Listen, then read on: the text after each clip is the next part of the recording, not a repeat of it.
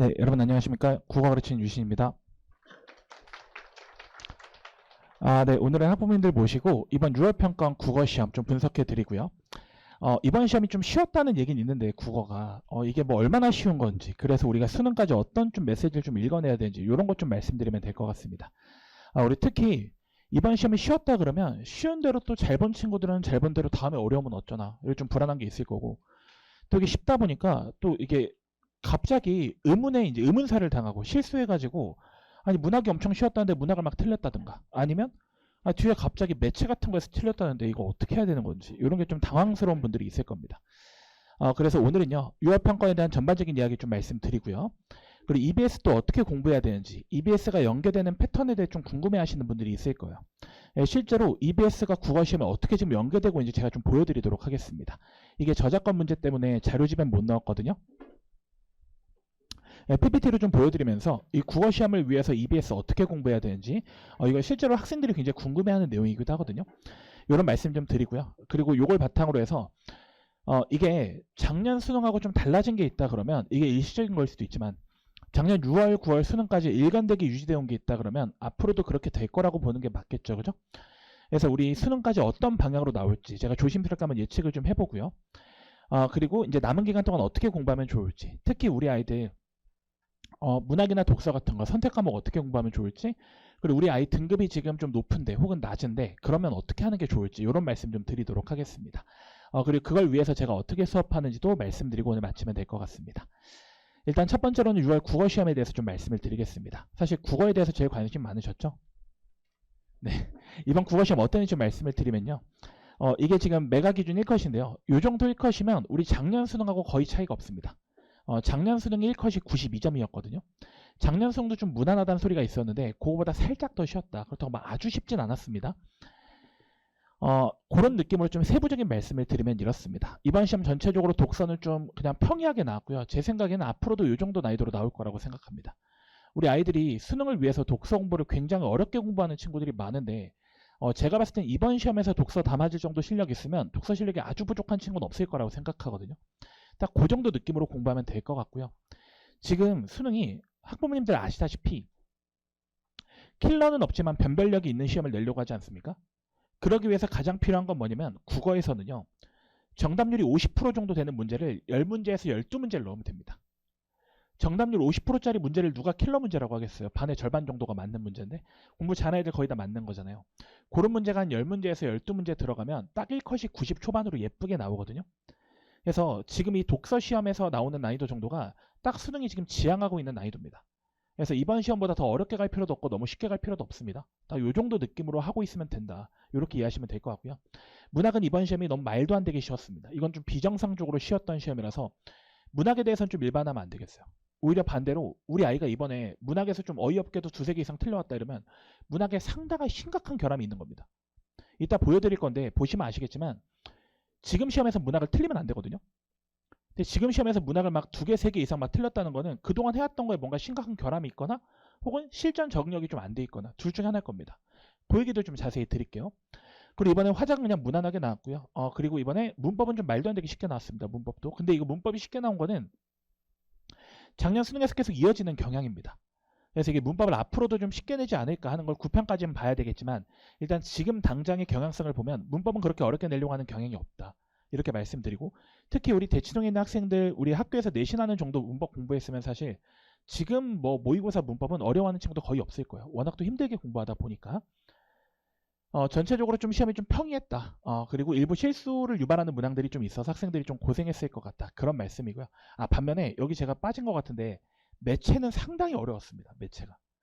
그래서 아마 우리 학생들 중에 마지막에 뒤에 43번, 42번 이런 거 틀렸다는 친구들이 좀 있을 거예요. 평소에 절대 안 틀리던 걸 갑자기 틀리니까 애들이 좀 당황했을 텐데요. 그거는 그냥 문제 많이 풀어보면 됩니다. 이거 문제 자체가 워낙 쉽기 때문에 쉬운데 조금만 난이도가 올라가도 아이들 입장에서는 이게 의외의 우연한 복병을 만난 거기 때문에 빨리 풀어야 된다 생각하는 와중에 갑자기 살짝 돌뿌리가 살짝만 올라있어 넘어질 수 있는 거잖아요. 그래서 그런 거라서 요거는 그냥 많이 하면 됩니다. 그래서 전반적으로 좀 총평을 드리면 이번 시험은 전체적으로 평이한 가운데 평이하다 보니까 아무래도 아이들이 좀 실전성이 좀 있어야, 실수 줄이는 훈련이 좀 돼 있어야 되는 시험이었고요. 그리고 크게 보면 문학이 좀 말도 안 되게 쉬웠다. 그래서 이번에 이번 시험을 어려운 문제부터 순서대로 틀리면 몇 등급이 나오는지 제가 이걸 한번 표로 만들어 봤습니다. 어려운 문제부터 순서대로 틀리는 게 일반적인 경향일 거니까요. 그래서 여기서 화작하는 친구들은 여기서 엄매만 없으면 됩니다. 화작은 2개 틀릴 때부터 2등급이고요. 엄매는 3개 틀릴 때부터 2등급입니다. 이렇게 해서 보시면 딱 봐도 국어에선 지금 어떤 걸 가지고 변별하고 있는지가 딱 보이시지 않습니까? 네, 물론 아이들을 우리가 일반화할 수는 없습니다. 하지만 지금 상황을 딱 가지고 본다 그러면 어떤 상황이냐? 지금은 문학 틀리면 3등급 이하 실력인 겁니다. 네, 그러니까 문학을 틀리면 안 되는 시험이었던 거예요. 이거는 문학이 너무 황당할 정도로 좀 문학이 쉽게 나왔는데 그럼에도 불구하고 이번에 문학을 좀 많이 틀렸다 그러면 이건 좀 심각하게 생각하고 좀 더 집중해서 좀 공부할 필요가 있다. 구체적으로는 어떻게 공부해야 되는지는 조금 이따가 말씀을 드리겠습니다. 자, 그리고 이건 작년 수능 정답률인데요. 작년 수능하고 이번 6평이 살짝 다른 게 있죠. 그죠? 사실 흡사한 건 있습니다. 뭐가 흡사하냐면 1등급과 2등급을 결정짓는 문항은 일단 독서고요. 지금 보시면 아시겠지만 문학도 물론 있어요. 여기는. 근데 문학들은 정답률이 다 60% 이상 되는 문제들입니다. 솔직히 이건 정말 1등급 노린 학생들은 틀리면 안 되는 문제인 거고요. 실제 지금 수능 메타에서 1등급을 가리는 문항은 어디서 나온다? 다시 이제 독서로 돌아온 겁니다. 한동안 수능이 한 8년, 7년 동안 계속 이렇게 갔었는데 이게 전체적인 난이도를 킬러 없이 그냥 무난하게 가려고 하다 보니까 다시 독서 위주로 어려워지고 있는 겁니다. 문학이 어려워지면 독서는 쉽게 내도 애들이 조지거든요. 그러다 보니까 문학을 좀 어렵게 못 내고 있는 상황인 것 같아요. 이게 지금 여기 있으니까 문학이 되게 변별력 있는 것처럼 느껴지시는 분들도 있겠지만 실제 시험이 어렵잖아요. 그럼 여기 한 6, 7문제 들어가거든요. 시험이 어려우면. 그래서 실제로 문학이 사실 최상위권 아이들 사이에서는 사실 변별력 거의 없었다. 그리고 이 기조가 지금 이어지고 있다. 이렇게 좀 말씀드릴 수 있을 것 같습니다. 이번 시험만 딱 봐도 이번 시험 물론 극단적입니다. 이거 일반화하면 안 됩니다. 하지만 기본적인 기조 자체는 1등급을 변별하는 데 있어서 독서 위주로 하려고 하고 있고 그리고 실제로 이 정도 정답률이 나오면 사실 이건 킬러라고 할 수 없지 않겠습니까? 50% 이상 나왔으니까요. 그래서 독서는 제가 봤을 때 지금 정도 난이도로 공부하는 게 맞다. 지금 평가원 출제 방향성에 매번 발표하는 방향성에 맞게 잘 나왔다. 문학이 너무 쉽긴 했지만요. 이렇게 이해하시면 될 것 같습니다. 물론 이번 잘 봤다는 애들 막 있는데요. 이번에 이 얘기는 왜 넣었냐면 사실 이 타이밍에 넣으려고 한 건 아니었는데 이번에 시험 잘 본 친구들이 보통 어떻게 해서 잘 보게 됐냐면 이런 겁니다. 시험이 쉬웠다 보니까 어떤 일이 벌어졌냐. 이게 우리 아이들이 이제 위로 갈수록 이제 애들이 최상위권 애들이 적어지지 않습니까? 시험이 어려우면 100점 받을 수 있는 아이들의 풀이 되게 좁아질 수밖에 없어요. 그렇지 않습니까? 시험이 어려우면. 정말 우리 시대인 이제 최상위권 아이들, 특히 재종반 아이들이 거의 다 쓸어 먹습니다. 현역 애들이 1등급이나 100점 맞는 게 쉬운 일이 아니거든요. 전체 학생들 중에서 재수생들만 해도 그 3등급까지 채워집니다. 누적으로. 재수생이 워낙 많다 보니까. 올해는 재수생이 좀 준다고 들었는데 이번 6평 접수 인원 보니까 또 재수생이 많이 늘었죠. 그죠? 그래서 원래는 이 정도 애들만 100점 맞을 수 있는 시험이었는데 이제 시험이 쉽다 보니까 그리고 이 기조가 저는 계속 유지될 거라고 보거든요. 여기서 어려워질 것 같긴 한데 더 완전 어려워질 거라고 보지 않거든요. 그래서 이 상태면 사실 우리 고3 아이들이 점수를 되게 잘 볼 수 있는 시험이다. 우리 고3 아이들한테 정말 유리한 시험이다. 반대로 국어를 원래 잘하던 친구들 입장에서는 국어로 내가 좀 이득 보기 좀 어려워지는 메타로 갈 수 있다. 이런 상황이라 말씀드릴 수 있을 것 같고 그래서 제가 오늘 저녁에도 이제 목동 가서 이제 수업해서 해설해야 되는데 아이들한테 되게 희망적인 이야기를 할 겁니다. 누구나 다 100점 맞을 수 있고 1등급 받을 수 있는 시험이고 이건 정말 훈련하기에 따라서 달려있다. 이건 진짜로. 원초적 불능을 물어보지 않기 때문에. 작년 수능보다 살짝 쉬웠고요. 기본적으로는 그냥 이건 훈련만 하면 웬만하면 채워지는 거거든요. 시간 관리하는 거라든가 실수 줄이는 거. 그래서 우리 아이들이 전체적으로 좀 이게 해볼 만한 시험이 되고 있다. 이렇게 말씀드릴 수 있을 것 같습니다. 그리고 EBS 어떻게 연계되고 있나 궁금하신 분들 많을 텐데요. 이것도 좀 말씀드리겠습니다. EBS는요. 매우 높게 유지되고 있는데 연계도가. 이게 재작년까지는 6구에서는 연계가 많이 돼도 수능에서는 연계도가 떨어졌거든요. EBS가. 막상 수능 가서는 변별을 위해서 EBS 연계를 되게 장난치는 방식이 있습니다. 그 장난치는 방식으로 살짝 적게 연계하면서도 연계율은 50%, 표면적으로는 50% 되게 이렇게 하는 방법이 있거든요. 그런 느낌으로 갔었는데 이게 작년 수능부터는 좀 다릅니다. 작년 수능부터는요. 문학은 거의 그냥 눈 가리고 아웅이야 사실. 이따 보면 아시겠지만 생각보다 문학은 연계도가 그렇게 높지 않습니다. 놀랍게도. 이번 시험 보시면 아실 텐데 이따 보여드릴게요. 독서 연계도가 말도 안 되게 지금 올라가고 있습니다. 이게 작년 수능 한 번 그랬으면 모르겠는데 이게 계속 이러고 있거든요. 그리고 문학은 그냥 전반적으로 그냥 부분 연계가 되고 있고요. 이거 좀 이거 좀 보여드리겠습니다. 우리 아이들은 시험지를 봤기 때문에 이걸 보여주면 바로 깜짝 놀라거든요. 그래서 6평 해설 이번 주에 제가 6평 해설 재종반에 수업해보니까 아이들이 다 수업 끝나고 나서 아 EBS부터 해야겠다 이런 얘기를 하더라고요. 이거 보여드리겠습니다. 이번 우리 6월 평가원에 나왔던 지문입니다.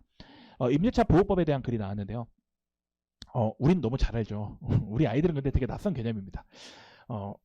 그 뭐 갱신 요구권, 갱신 거절 사유, 임차인보 이런 것들 아이들 입장에 좀 낯설 수 있죠. 그죠? 이번 평가원 지문이고요. 요게 우리 수능 특강에 나왔던 지문입니다. 수능 특강에 훨씬 어렵게 나왔어요. 훨씬 어렵게. 그래서 이게 수능 특강 사실 이게 근데 잘 생각해 보시면 갱신 요구권이나 최단 존속 기간, 갱신 거절 제가 지금 표시해 놓은 거 전부 다 나온 겁니다. 이번 평가원에. 이런 개념들이 달라질 수 없지 않습니까? 이 법이 갑자기 평가원 글에 들어온다고 해서 이 법의 구절이 달라지진 않잖아요. 기본적인 개요는 똑같기 때문에 EBS를 좀 꼼꼼하게 공부한 학생 같은 경우에는 사실 이 글을 읽을 때 상당히 빨리 읽을 수 있었습니다. 물론 어려운 문제는 여기서 나오진 않아요. 이 법조문을 외웠냐를 가지고 물어보진 않습니다. 국어시험이 이건 법시험이 아니니까요. 그런데 기본적으로 아이들이 글을 읽을 때 이 글의 바탕이 되는 기본 어휘들이 수능 특강에 있는 풀에서 그대로 나오기 때문에 우리 아이들이 적어도 어휘력으로 고생할 수 있는 가능성이 상당히 줄어든다. 공부하기에 따라서. 이게 재작년 수능까지는 이런 느낌이 아예 없었거든요. 있어도 한 지문 정도가 이런 느낌이 있고 나머지 지문들은 이런 느낌이 없었는데 이번 작년 수능하고 이번 평가원이 그런 거였습니다. 이건 제가 주고 있는 우리 아이들 EBS 분석편 자료인데요. 제가 EBS 분석 자료 대치동에서 아마 제일 많이 줄 겁니다. 한 2000페이지 정도 주거든요. 수능 특강 분석 자료만. 그래서 아이들이 그냥 왜 이렇게 많이 주냐면 다 외우라고 주는 게 아니라 한 번만 읽어봐도 들어갈 수 있게. 이번에 임대차 보호법인데요. 이걸 그대로 내면 너무 수특하고 똑같으니까 이번에 계약 자유의 원칙과 법의 개입이 언제 이루어지는지 요걸 가지고 글을 바꿔서 냈습니다. 이번 평가원에서. 저희 아이들 그 공부한 책에는 이런 거 전부 다 준비해서 어휘까지 다 챙겨갈 수 있게 이미 가르치고 있었습니다. 자랑입니다. 네. 그리고 이번 평가원 나왔던 과학기술 지문인데요. 이번 과학기술 지문에서는 수소연료 전지가 나왔습니다. 그래서 수소를 어떻게 운반하면 좋을지. 수소가 되게 다루기 힘든 물질이기 때문에 이걸 어떻게 압축해서 운반하면 좋을지에 대한 글이 나왔는데요. 요거 역시 마찬가지로 우리 아이들 입장에서 이런 게 사실 되게 스트레스 받는 내용이거든요. 이 뭐 전해질로 가는지 전극으로 가는지 이런 게 좀 스트레스 받을 수 있었는데 이것도 역시 수능 특강에 그대로 나왔던 내용입니다. 네. 수능 특강에 있던 단어들과 원리가 거의 다르지 않고요. 솔직히 말씀드리면 수특에 있는 게 더 어려워요. 그래서 수능 특강을 내가 제대로 공부했다 그러면 사실 이번 평가원 시험 문제 푸는데 상당히 큰 도움 받을 수 있었다. 이건 좀 공부가 돼 있어야 됩니다. 이건 좀 공부가 돼 있어야 되는 포인트였습니다. 물론 안 해도 상관없습니다. 이거 몰라도 문제 푸는데 전혀 상관없거든요. 특히 상위권 아이들한테는. 근데 상위권 아이들도요. 요걸 내가 봤던 거를 시험장에서 볼 때 그 든든함은 이루 말할 수가 없습니다. 정말 크게 작동하는 거거든요. 근데 이것도 마찬가지고요. 이 정보 철학 같은 경우에도 거의 그대로 나왔습니다. 지금 보시면 아시겠지만 여기 나오는 뭐 칸트, 인포그, 또 인포스피어 이런 단어도 그대로 다 나왔던 거고요. 다 똑같은 단어가 나온 겁니다. 지금 뭐 칸트도 마찬가지고 다 그냥 그대로 나왔습니다. 그래서 그 어느 때보다 EBS 연계가 좀 많이 됐다. 요거는 제 교재에 이거 그대로 적중했다는 적중 사례에 넣은 거였습니다. 그리고 문학은요. 문학은 늘 그렇듯이 문학은 아예 똑같이 연계하거나 부분 연결하는데 이번엔 전체 다 부분 연계됐습니다. 그래서 작년보다도 EBS 문학 연계도가 상당히 떨어졌어요. 그래서 이게 이번 평가에 나왔던 지문인데요. 이번 평가에 동유가가 나왔는데 동유가에 이 중략 앞장면이 있고 중략 뒷장면이 이렇게 해서 두 개 연계되는데 제가 지금 노란색으로 표시한 게 올해 수능 특강에 실려있는 부분입니다. 그리고 나머지 여기 앞에 있는 건 아예 안 실려있는 부분인데요. 여기서 오답률이 좀 나왔어요. 물론 어렵지 않았지만 그나마 나왔습니다. 근데 문제는 뭐냐면 동유가는 이게 이런 고전 시가를 가사라고 하는데요. 연구분 없이 줄줄이 가는 거 이게 1100줄이 넘습니다. 그래서 요거 해설만 해도 거의 한 80페이지 되거든요. 전 당연히 이거 다 해줬습니다. 애들한테. 다 만들어줬어요. 이거. 한 번만 읽어봐라. 왜? 내가 이 내용 한 번이라도 읽고 갔으면 도움이 되니까. 수능 특강에선 여기까지는 수능 특강이 실려 있었고 나머지는 아예 다른 파트가 실려 있었습니다. 그래서 이거를 한 번 정도 읽어보고 가면 여기서 스님의 말을 인용한 거고 사자방 중통의 사자바이가 어떤 의미고 이런 것들을 우리 아이들이 한 번이라도 딱 읽어보고 갔으면 사실 여기서 내용 오해할 여지가 전혀 없었거든요. 왜냐면 이거 외워서 주관식을 쓰는 게 아니기 때문에 맞아 그때 스님한테 사자바위의 발이 다른 용이 갔다가 이렇게 돌을 꽂아놓은 거구나 이런 얘기했다는 걸 떠올릴 수만 있으면 되는 거였거든요. 그래서 이런 것도 우리 아이들 다 공부할 수 있게 이미 다 자료 만들어서 주고 있고요. 새로 들어오는 친구들도 수능 완성 자료 이런 거 다 공짜로 다 드릴 예정입니다. 무료로 다 드릴 예정입니다. 선지 적중 사례인데 요거는 넘어가겠습니다. 네, 이번 김준혁전도 마찬가지. 김준혁전도 시간상 좀 빨리 넘어가겠습니다. 부분 연계가 됐습니다. 어쨌든 결론만 말씀드리면 저 적중했다고 자랑하는 자료입니다. 넘어갈게요. 네, 적중을 너무 많이 해서 넣느라고 이게 뭐 이거저거 넣을 게 많더라고요. 넣다 보니까 넘어가겠습니다. 열심히 만들긴 했지만 자 결론부터 말씀드리면 이렇습니다. 그러니까 결국 우리 아이들한테 필요한 게 뭐냐? 독서 연계 효과가 정말 크게 나타났다. 문학보다도. 그리고 독서가 결국에는 이거 오해하시면 안 되는 게 우리가 결국 공부할 때 정말 어려운 문제는 EBS 그대로 나오지 않습니다. 그럼 아무도 안 틀릴 테니까요. 그래서 우리가 본질적인 공부를 좀 해줘야 돼요. 이것도 해야 되지만 지금 현재 메타에서는 요거 없이 애들이 공부를 할 수가 없습니다. 네, 아까 보셨다시피 저는 이미 이 자료 같은 거 독서까지 이미 다 분석 자료 만들어서 아이들하고 공부하고 있고요. 그러니까 우리 아이들도 다른 건 몰라도 EBS는 좀 열심히 공부하면 좋겠다. EBS 좀 극단적으로 말씀드리면 문학보다 독서를 더 열심히 파야 됩니다. 지금 수능 메타가 좀 그렇게 바뀌고 있다는 거. 이게 최신 경향입니다. 지금 그런 말씀 드리고요. 당연히 무지성 연계학습하면 안 됩니다. 본질적인 학습에 집중하시면서 그러면서 요걸 이제 보조적인 용도로 잘 활용하시면 좋겠다라는 얘기고 아까 난이도 보셨다시피 이게 지금 독서가 아주 쉬운 게 아닙니다. 이 정도 난이도가. 제가 개인적인 조심스럽게 제가 예측하기로는 보통 수능 국어는 1컷이 91에서 92 정도 내외로 나오는 걸 가장 바람직하게 생각하거든요. 90에서 92 정도를 바람직하게 생각합니다. 90점 내외를요. 1등급 컷을. 그래서 지금보다 한 2점에서 3점만 내려가면 되거든요. 1컷이. 근데 아까 보셨다시피 문학이 너무 쉬웠잖아요. 그러니까 문학에서 어려운 문제 매콤하게 딱 두 문제만 넣으면 됩니다. 매콤하게도 필요 없고 살짝만 어렵게 두 문제만 넣으면 1컷이 아름답게 나오거든요. 그래서 제가 출제자라면 지금보다 독서가 어려워질 필요가 없어요.